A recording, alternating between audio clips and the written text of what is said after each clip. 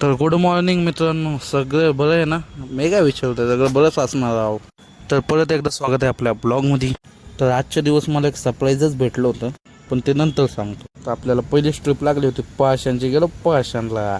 कसं आहे, हिरवगार वातावरण, फक्त झाडांची सावली इथं, म्हणून थंड वाटतंय. मग नंतर मला विचार आला, हे एवढेशे पातळ पत्रे कसे राहू 2-2, 3-3 टनच्या गाड्या उचलतात. जो मी लॉजिक नाही मॅजिक आहे. मग काय बसलो बिल्डिंग खाली मस्तपैकी स्लॅब खाली हवा खात. मग काय छोट्या मोठ्या ट्रिपा मारत होतो आपण.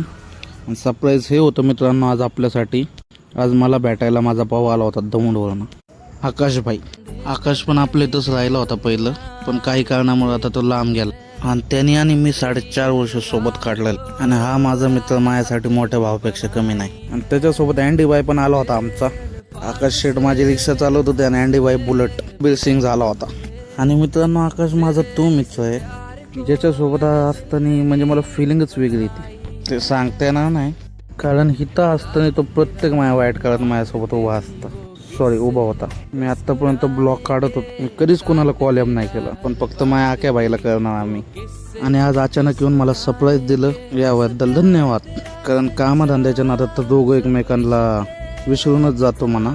पण जाऊ दे, प्रत्येकाची वेगवेगळी लाईफ आहे. आज तो आलाय, उद्या मी तिकडे दौंडला जाईन. चला मित्रांनो, माझ्यासाठी एवढंच भेटूया उद्या.